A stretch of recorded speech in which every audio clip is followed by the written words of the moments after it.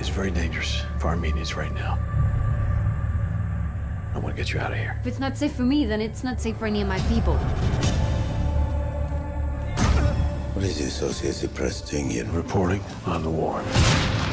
There is no war here. So, Eric, tell me how you got interested in The Promise, how it came to you. Well, my great-grandparents were Armenian genocide survivors. Wow. And so I've grown up basically with stories about the Armenian genocide since I was a child. Yeah.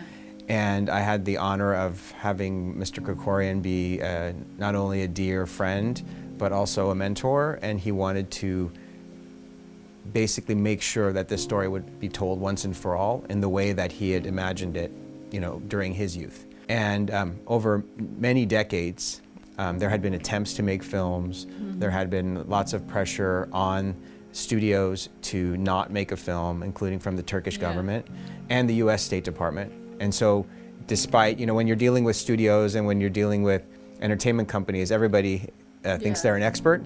And they say things like, well, you should do things like this, you should consider this. But the reality is that we had to do things the way that he wanted it. He set the ball in motion. He was very involved early on, but then he sadly passed away in 2015. And so we basically continued working exactly as he had wanted us to, and here Wow. we are. There are a couple of themes that I think are critical. One of them is survival. That's why we called our production company Survival Pictures, because despite the fact that the huge majority of Armenian population in the region were wiped out, here we are today. The diaspora is strong. Armenia has an independent nation. It's growing in strength, and I think that the attempt to wipe out all Armenians did not happen. It was not successful. Faith is critical, so it's central to, I think, being Armenian. As I mentioned, being the first state to adopt Christianity is something that has always been part of the identity of Armenians since that point. And I think if you go to Armenia, you will see how interwoven faith is into society and how important it is. I mean, Armenians have had a lot of disadvantages over, genocide, and then, communism, being part of the Soviet Union, and then a horrific earthquake in 1988, which was devastating to the country. And I think it's essentially a landlocked nation. It doesn't have access to water, and so that limits a lot of opportunities in terms of trade, and it has had hostility, because of genocide and because of being a Christian nation. I think it hasn't always had success with its neighbors. We actually made a documentary as well called Intent to Destroy with Joe Berlinger, a totally separate film, but we were able to be embedded on the set of The Promise at different times so that we could break away from this story and the fictional story, despite the fact it was based on truths, and then get into the history. So that was actually an important complement for us to do simultaneously, because people now have seen the feature and they can go watch the documentary and learn more. And actually it's in and of itself, I think, is an interesting story. So this was a real passion for you with your background in it. Absolutely. I mean, this is, and not just for me, but for everyone involved. I think we, my colleagues like Mike Medavoy and Terry George and Bill Horberg, everybody had incredible connections to some sort of story like this, even if they weren't Armenian. And Ralph Winter was our, incredible executive producer, but he also was basically on set every day for months prior to shooting, and including all the way through production. And people really believed that this was a mission and not just a job. And I think we tried to identify people that felt that way, including our cast and crew. Yeah, so talk about bringing in Christian Bale and... We started thinking, okay, who could be the best, first of all, who are the best actors working? And I had been very fortunate just to have people that could connect me to Christian. And when we got him the script, he was very committed, from the beginning. And so everything kind of fell into place. Christian signed on to the film. He was very passionate about it. He expressed that, to me. And then basically there was an opening in Oscar's schedule, and we had always wanted Oscar to be part of the film.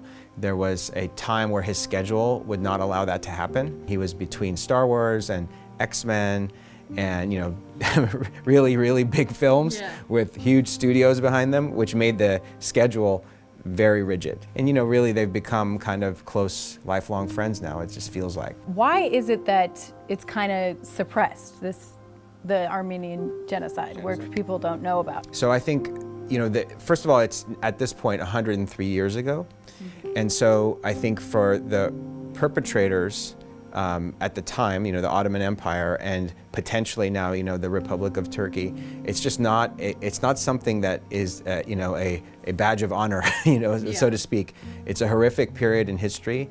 I think personally, nobody would deny it, but politically and, you know, from a kind of official stance, it's important to continue. I mean, the denialists have been trying to continue the narrative for decades. In real time, if you go back in history and see what happened after the genocide, the perpetrators were convicted of crimes against humanity in Turkey. So it's just a fact. And if you go to the Genocide Memorial in Armenia, you'll walk through and they have incredible documentation of everything that happened. But basically the language has changed from Ottoman to modern day Turkish.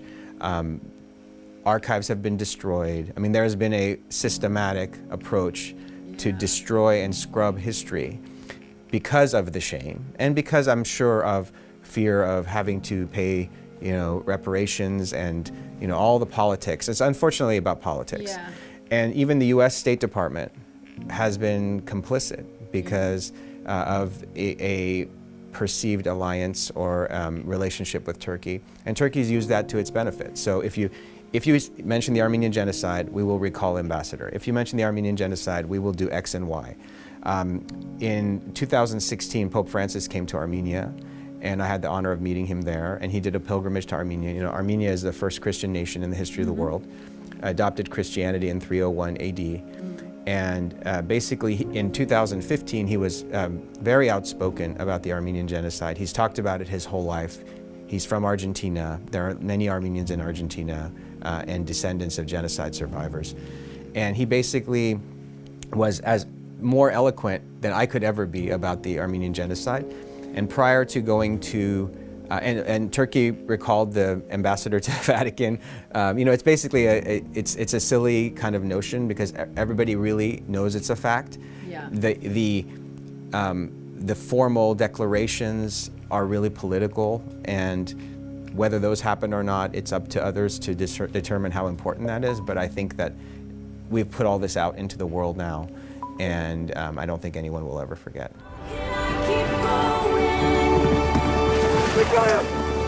Run! You trust no one. Chris?